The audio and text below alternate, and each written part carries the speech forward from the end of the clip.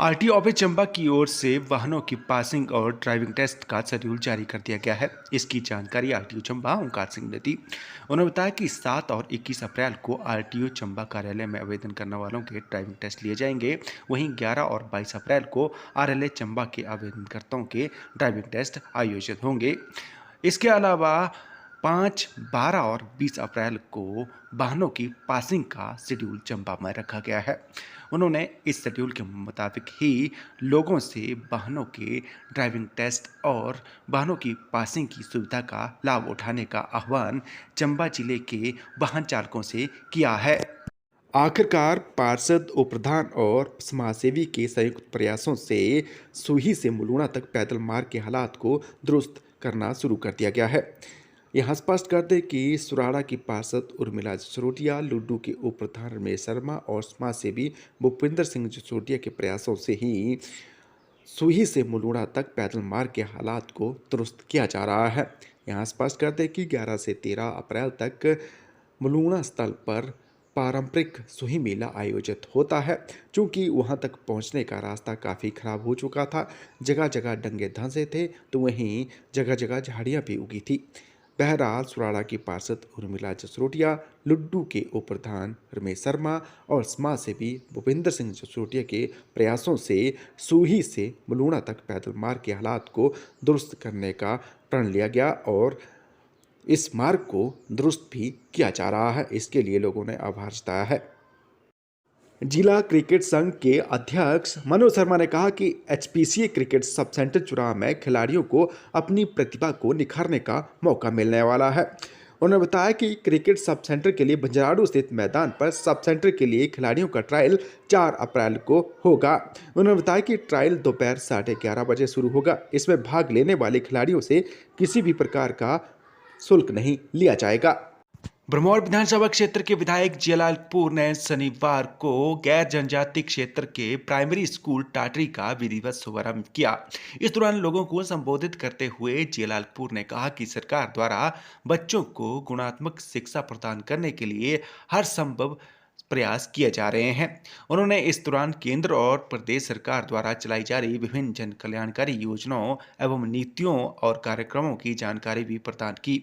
उन्होंने विशेषकर पंचायती राज संस्थाओं के जनप्रतिनिधियों से विभिन्न सरकारी योजनाओं से जनसाधारण को जोड़ने का आग्रह किया। व्यापार मंडल चंबा के अध्यक्ष वीरेंद्र महाजन ने कहा कि एक तो पहले ही चंबा में पार्किंग नहीं है, ऊपर से चलान पर चलान काटने से हर कोई परेशान हो गया है। उन्होंने कहा कि जिस तरह से लगातार चलान पर चलान काटे जा रहे हैं, उससे लोग इतने डरे हुए हैं कि अब जिला मुख्यालय का रुख भी नहीं कर रहे हैं और बाहर से ही खरीदारी करने को मजबूर है, क्योंकि उन्हें लगता है कि जितने का वो सामान खरीद रहे उससे कहीं अधिक का चलान कट रहा है। उन्होंने ये भी कहा कि ऑनलाइन जिस तरह से चालान काटने की प्रक्रिया चल रही है उसमें काफ़ी हद तक गलतियां भी हो रही है। उन्होंने स्पष्ट करते हुए कहा कि कई लोग शिकायत करते दिख रहे हैं कि उनके वाहन अपने घर पर थे, लेकिन उनके ऑनलाइन चालान काटते हुए कई अन्य जगह दर्शाए गए हैं। चंबा मुख्यालय जो बाजार है उसका व्यापार जो है काफ़ी हद तक जो है वो कम हो गया है। उसका मेन कारण यही है कि पार्किंग की व्यवस्था है नहीं। कोई गाड़ी खड़ी होती है तो उसका चालान हो जाता है। इस कारण लोगों को एक डर जैसा पड़ गया है कि हम बाजार में जाएंगे तो हमारा चालान हो जाएगा। वो लोग कोशिश यही करते हैं कि हम अपनी जो शॉपिंग है बाहर से ही कर लें। ये एक बहुत गंभीर समस्या है चंबा की। ये जो ऑनलाइन चालान हो रहे हैं इसमें इतनी गलतियां हो रही हैं कि लोगों के घर चालान आ जाता है, लोगों को पता नहीं होता कि मेरा कब चालान हुआ, कहाँ पे हुआ, किस ऑफेंस में हुआ, कि 1000 का, 2000 का, 2500 का वो चालान कट के आ जाता है। तो ये भी बोलते हैं कि मेरी गाड़ी उस दिन यही नहीं थी, गाड़ी मेरी बाहर थी, तो मेरा चालान चंबा से कट गया है। वन विभाग में अवैध कटान और वन्य प्राणी के अवैध शिकार के मामले की फोरेंसिक विशेषज्ञ की तरह ही विभागीय टीम में जांच करने वाली है। इसके लिए वन विभाग के 2 अफसरों को दिल्ली में ट्रेनिंग के लिए भेजा गया है। इसकी जानकारी डीएफओ चंबा अमित शर्मा ने दी। उन्होंने बताया कि चंबा जिले में अवैध कटान और अवैध शिकार के मामले में वन विभाग की टीमें अब फोरेंसिक विशेषज्ञों की तरह ही जांच करने वाली है। उन्होंने बताया कि इसके लिए बीट अफसर सुनील और जितेंद्र को दिल्ली में भेजकर ट्रेनिंग दिलाई गई है ताकि फोरेंसिक विशेषज्ञों की तरह विभागीय टीमें भी जांच कर सके। शनिवार को चंबा जिले के 2 लोग कोरोना पॉजिटिव पाए गए हैं तो वहीं 3 लोग इस बीमारी से ठीक हुए हैं। इसकी जानकारी जिला स्वास्थ्य अधिकारी डॉक्टर जालम सिंह भारद्वाज ने दी। उन्होंने बताया कि चंबा जिले के पेंडिंग चल रहे सैंपल की रिपोर्ट शाम के वक्त आई है। इस दौरान चंबा जिले के अलग अलग एरिए के 2 कोरोना पॉजिटिव पाए गए हैं तो वहीं 3 लोग इस बीमारी से ठीक हुए हैं। उन्होंने चंबा जिले की जनता से इस बीमारी से बचने के लिए एहतियात बरतने का आह्वान किया ताकि इस बीमारी से बचा जा सके।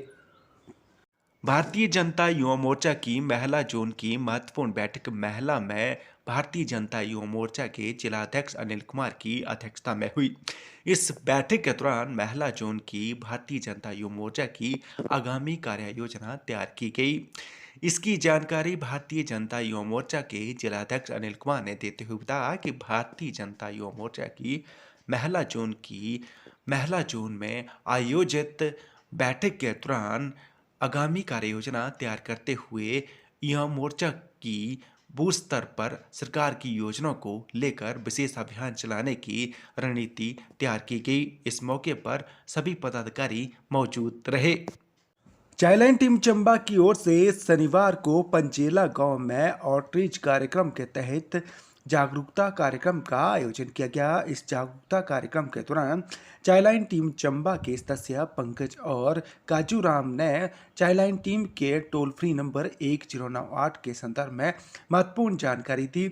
इसकी जानकारी चाइल्डलाइन टीम के जिला समन्वयक कपिल शर्मा ने दी। उन्होंने बताया कि आउटरीच कार्यक्रम के तहत चाइल्डलाइन टीम चंबा की ओर से पंचेला में जागरूकता कार्यक्रम आयोजित करके महत्वपूर्ण जानकारी दी गई।